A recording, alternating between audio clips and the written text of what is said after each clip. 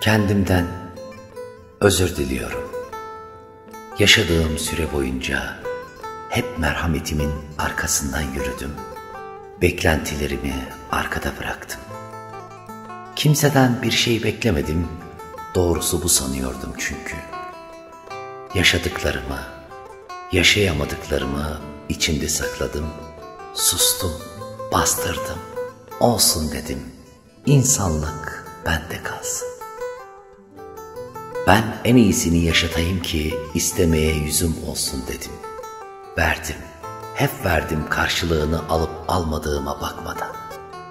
Aslında güçlü olmak değildi istediğim ama olmak zorundaydım ve bırakıldım. Kendimi hep erteledim. Kimsenin beni anlamadığını bildiğim halde hayatıma girenleri bana verilmiş bir görev olarak gördüm. Herkesi mutlu etmek zorundayım sandım. Benim de mutlu olmam gerektiğini unutmuşum meğer. Görevim neyse en iyisini yapmalıydım ki vicdanım rahat etmeliydi. Birilerinin de bana karşı görevleri olduğunu hiçe saymışım oysa. Ne yazık ki bana verilen rolleri en iyi şekilde oynarken onların rollerini iyi oynayıp oynamadığına hiç bakmadım. Karşımdakilerin eksiklerini tamamlamaya çalışırken onların hatalarını görmeye vaktim kalmamış sanki. Beni üzmelerine bakmadan karşılığında ne aldığıma, ne hissettiğime aldırış etmeden hep verdim. Kendimi nasıl da unutmuşum. Unutturmuşlar aslında. Paramparça olmuş kalbime, cayır cayır yanan içime, doğruları söylemeye çalışan beynime, mutsuz yüzüme hep sus dedim. Sen sus. Kendime haksızlık ettim, kimseye etmediğim kadar. Herkesi dinledim, kendimi dinlemediğim kadar. Kimse benim yüzümden mutsuz olmasın diye, hiçbir şeyin sebebi ben olmayayım diye mutluluk oyunlarımı oynadım. Yetmedi, yeni oyunlar buldum. Ama bir gün bir bakmışım ki paramparça olmuşum. Tutunacak tek duygu bırakmamışım kendime. Kendimi teselli edecek tek şey yokmuş hayatımda. Allak bullak olmuşum. Kendimi aramaya çıktığımda yorgun, yılgın, bitkin bir köşede saklanıp ağlayan bir erkek çocuğu olarak buldum. Ve ona elimi uzattım. Diyebildiğim tek şey geçti. Bir daha seni kimse üzemeyecek. Şimdi senden özür diliyorum. Seni bu kadar hiçe saydığım için, insanların seni bu kadar üzmelerine müsaade ettiğim için, seni hiçbir zaman dinlemediğim için, üzerine bu kadar sorumluluk yüklediğim için, hakkın olan bütün duyguları sana yaşatmadığım için, şimdi tekrar söylüyorum, insanlığından, kalbinden, duygularından, çocukluğundan, hislerinden çok özür diliyorum. Galiba ben almadan vermenin Allah'a mahsus olduğunu unutmuşum.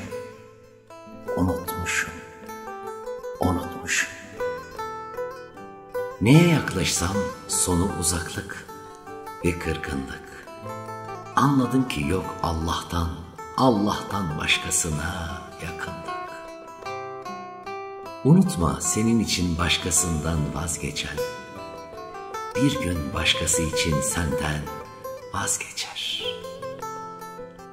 Kalp kırmak o kadar kolay ki bir hata yaparsın hemen kırılır. Peki ya o kırılan kalbi düzeltmek kırmak kadar kolay mıdır? Gözyaşıyla duruladım bu kalbi, temizdir inan. Parçaları kaybolmuş, puzzle gibi artık insanlar. Kiminin ruhu, kiminin beyni ve çoğunun bir kalbi yok. Bir şey var senden geriye kalan bir şey. Kirpiklerimin ucunda donup kalmış, ürkek bedenime yapışmış kırgınlıklarım, söylenmemiş sözlerim asırlık çınar ağacı gibi heybetli.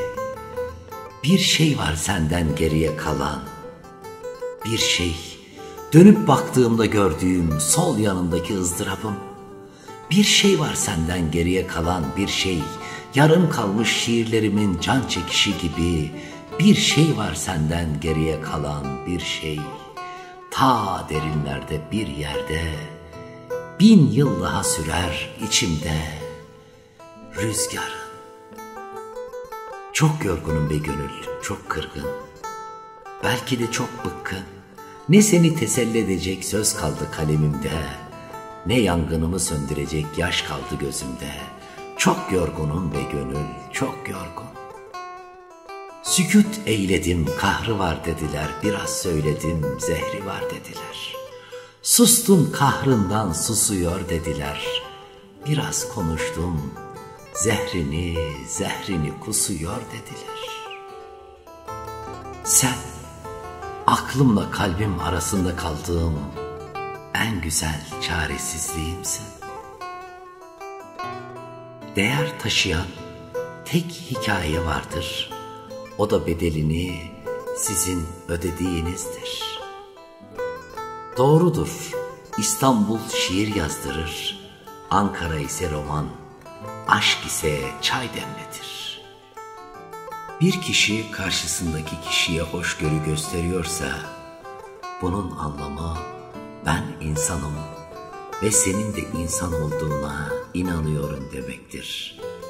Ben safım, gel benim sırtıma bin demek değildir. Eyvallah çok güzel bir sözdür. Bazen kabulleniş, bazen boş veriş, bazen de yol veriştir. Sen yoluma taş koyuyorlar dersin, Cenab-ı Hak ise o taşları senin cennetine köprü yapıyordur. Unutma senin küle çevirdiğin kalbe bir başkası üfleyerek can verir. Yüreğini vermeli insan, sıktığı ele, kucakladığı dosta, dokunduğu omuza, gülümsediği yüze, baktığı göze, dinlediği söze. Çünkü verdiğimiz kadar alacağız bu dünyadan, yani ektiğimiz kadar biçebileceğiz. Sonra hepsi benim diyebileceğimiz ama sadece yürekten verdiğimiz kadar, bir umut ışığı olduğumuz kadar, bir gönül dolusu insanlık paylaştığımız kadar, ne eksik ne fazla, sadece hak ettiğimiz kadar. Sevmek diyorum, herkes aşk anlıyor. Oysa sevmek diyorum cancağızım, sadece sevmek, uçsuz bucaksız, sınırsız, sorumsuz sevmek. İnsan vefasız değildir, vefasız olan insanın kalbidir. Varlığının kıymetini bilmeyenin yokluğu koymaz. Sonradan kıymetin anlaşılır ama hiçbir şey artık eskisi gibi olmaz. Kızgınlığım geçer de kırgınlığıma çare bulamadım. Şimdilerde hepimiz gelişini yaşıyoruz hayatı. Kırgın yüreklerimiz, yorgun bedenlerimiz, kaybedilmiş heveslerimizle. Bahtımıza ne düşerse işte öylesine. Kırgınlıkların açtığı yaraları affederek sarabilirsiniz. Dervişe kimi bekliyorsun dediler. Gidip de gelmeyen insanlığı dedi. Üzmeyin, kırmayın, kıymet bilin. Hayatta geri dönüşü olmayan yollar var. Ey gönül, ne tuhaf değil mi? Bir ömür şah damarından daha yakın bir sevgiliyi aramakla geçiyor ömrüm. Ben ölünce kalbimi ona nakledin. O da sevmeyi, sevmeyi, sevmeyi öğrensin. Ben sadece kaybettiklerimi özlerim, vazgeçtiklerimi değil. Hayat fırtınada sığınak bulmak değildir. Yağmurda dans etmeyi öğrenmektir. İnsanları kırmamaya çalıştıkça sanıyorlar ki ben cevap vermesini bilmiyorum ya da kendimi savunamıyorum. Hayır, asla öyle değil. Benim de ağır cümlelerim var ama onları söyleyecek merhametsiz bir yüreğim yok. Kadına sen güzelsin dediler, kadın şanssız. Adama sen iyi birisin dediler, adam yalnız. Bir kadın ne kadar güzelse o kadar şanssız, bir adam ne kadar iyiyse yaralı ve yalnız. Güvendiğin insanın yaşattığı kırgınlık affedilse bile unutulamaz. Ne kadar güzel başlarsa başlasın, hep sonunu hatırlayacaksın. Ne zor şey insanın hissettiklerini söyleyememesi, ne zor şey severken susmak, bir ömür bu susmalar için fazla kısa değil mi? İçinde bir savaş, kırgınlık, kızgınlık dolu, yollarda hayal kırıklığı, içten içe akan gözyaşları, artık buna dur demelisin. Seni üzen, ağlatan, seni umutsuzluğa sürükleyen değil, yüreğini ferahlatan, kalbini rahatlatan, yüzünde tebessüm oluşturan, değerini bilenlerle olmalı insan. Ölümün olduğunu unuttuğumuz bu dünyada ne çok saçma şeyi dert ediniyoruz kendimize. Para, mal, mülk, kırgınlık, kavga, gurur. Yarın öleceksin deseler bu kadar rahat tartışabilir miyiz sevdiklerimizle? Yarın görüşürüz, haftaya ararım, tatilden sonra oradayım. Ne basit kurduğumuz cümleler. Hiç ölmeyecek gibi kibirli ve gururlu yaşıyoruz. Keşke yarın ölecek gibi merhametli yaşayabilsek. Bir defa kırılınca kalp, peş sıra gelir bütün kırgınlıklar. Baktım da özüne bu sen değilsin. Baktım da sözüne bu sen değilsin. Baktım da yüzüne bu sen değilsin. Sen ki yarı yolda bırakacak kadar yüreksiz değildin. Hani sen bana düşmeyi değil, kalkmayı öğretecektin. Ben artık oluruna bıraktım bazı şeyleri. Çünkü bazen ne yaparsan yap, istediğin gibi yürümüyor her şey. Her sabah aynı duyguyla uyanıp, gün boyu aynı boşlukta savrulmak istemiyorum artık. Belki yeterince savaşmadın diyecek bazıları. Ya da gerçekten isteseydin pes etmezdin diyecekler. Ama kimsenin benim içimdeki yorgunluktan, kırgınlıktan haberi olmayacak. Dedim ya, ben artık oluruna bıraktım. Nasipten öte köy yok nasılsa. Olursa güzel olur, olmazsa da nasip, nasip kısmet. Söz verdim kendime, ağır geleni yük etmeyeceğim ömrüme. Bazılarına olan kırgınlığım beni saf bir salak yerine koymuş olmalarıydı. Ama olsun, insanız sonuçta, yanılabiliriz elbet. Öyle ya, ben de onları insan yerine koymuştum. Yorgun ve kırgınsam, hepsi iyi niyetimden, merak etmeyin, geçer. Şimdi ne bugünsün ne de yarın, olsa olsa sadece yarım ya da eksilen yanım. Önce derin kırgınlıklar yaşarsınız, anlamazlar. Sonra bazı değerlere olan inancınızı yitirirsiniz, umursamazlar. Bazen yalnızca sorunlara iyiyim dersin ve onlar içinde biriktirdiklerini bilmediği için Sahiden de iyi olduğunu sanırlar. Ne tuhaf değil mi? Oysa sen hiç de iyi değilsindir ve bu gerçeği senden başkası bilemez. Sen aslında kırgın, üzgün, paramparça bir yanı eksik, gidenlere küs, kıranlara dargın, kalanlara ise artık sessizsindir. Anlatamazsın içindeki yangını, çünkü anlatınca da hiçbir şey değişmiyor bilersin. Bu yüzden yüzüne gülümseyene bir maske takıp iyiyim dersin. Sadece iyiyim. Sizi defalarca üzen birine sormayın neden beni üzüyorsun diye. Kendinize sorun neden hala izin veriyorum diye. Güneşi söndürün, öldü umutlar. İyi niyetlerinden dolayı sürekli kaybeden insanlar var ya, eğer ki onlar kötü olamıyorlarsa, bu onların zayıflıklarından değil, inançlarının güçlü olmasındandır. Doğrunun yanlıştan, mazlumun zalimden ayrılacağı o güne inanan herkes bilir ki, en küçük kötülüğün bile hesabı ince ince sorulacaktır. En çok sana kırılıyorum diyemediğimizden, bir tek sana kızamıyorum dediğimiz anlar vardır. Gecenin yarısı bir kitabın orta yerinden başlamak gibiydi seninle birlikte olmak.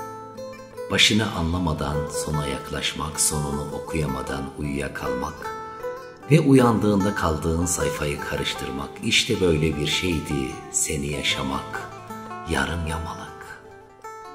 Kalbin kırıla kırıla öğrenirsin kime ne kadar değer vermen gerektiğini.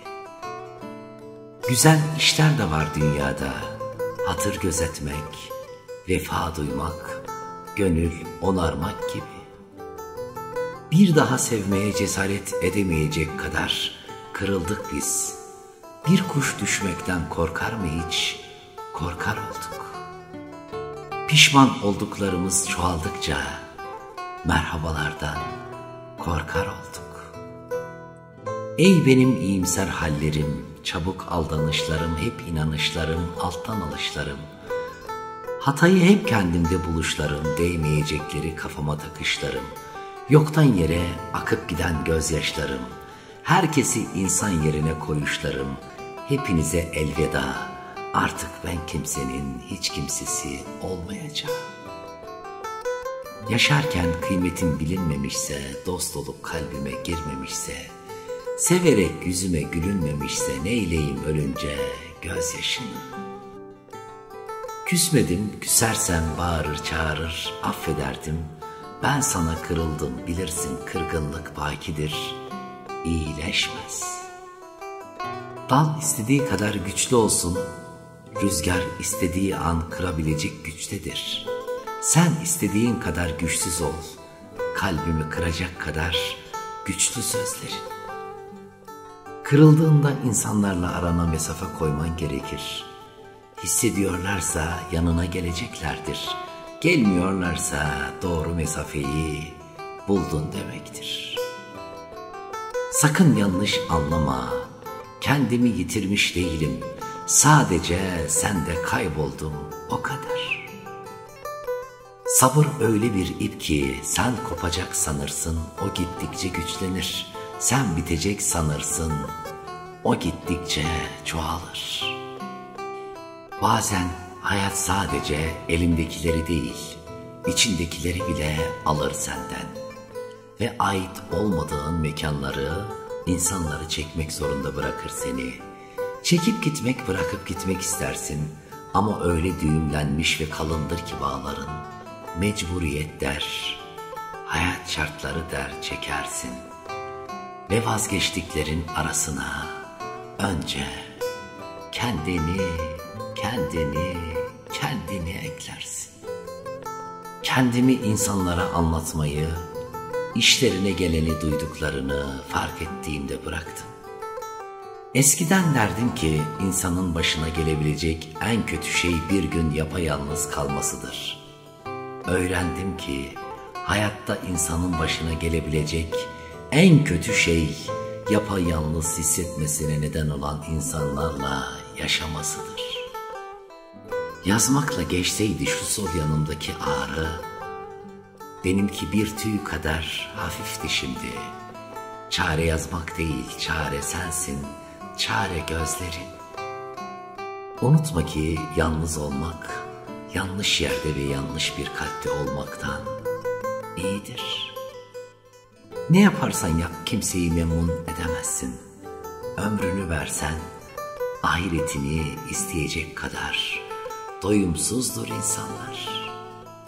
Harcanıp giden bir ömrün ağrısıdır bu. Beklediğim yok, bekleyenim yok. Gidenim var, gidemediğim var. Bir kadın, ölüm benim için kurtuluş diyordu.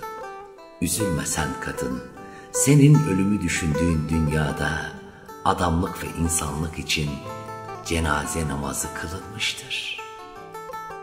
Bazen daha çok çekiliyorsun yüreğinin en kuytu köşelerine, insanların ne kadar çirkinleşebildiklerini gördükçe. Susarım ben kelimelerim sevdiklerimin yüreğinde, cümle olmuyorsa eğer. Yine düşmüş bir sonbahar ömrün üstüne. Kıymet bilmek, kaybedince arkasından ağlamak değil, yanındayken sımsıkı sarılmaktır. Allah der ki, kimi benden çok seversen, onu senden alırım. Onsuz yaşayamam deme, seni onsuz da yaşatırım. Ve mevsim geçer, gölge veren ağaçların dalları kurur. Sabır taşar, canından saydığın yar bile bir gün el olur, aklın şaşar. Dostun düşmana dönüşür, düşman kalkar, dost olur. Öyle garip bir dünya, olmaz dediğin ne varsa hepsi olur. Düşmem dersin, düşersin, şaşmam dersin, şaşarsın. En garibi de budur ya, öldüm der durur, yine de yaşarsın. Mezarlıktan farkım yok doktor, İçimde ölen ölene. Biraz hüzün kokar Eylül, biraz kırgınlık, biraz aşk. Ama en çok yalnızlık kokar. İlla şiir mi yazayım? Yoruldum, üzüldüm, kırıldım işte. Az sevme bilmiyorum ben. Çok sevdiğimdendir bu kadar incinmem.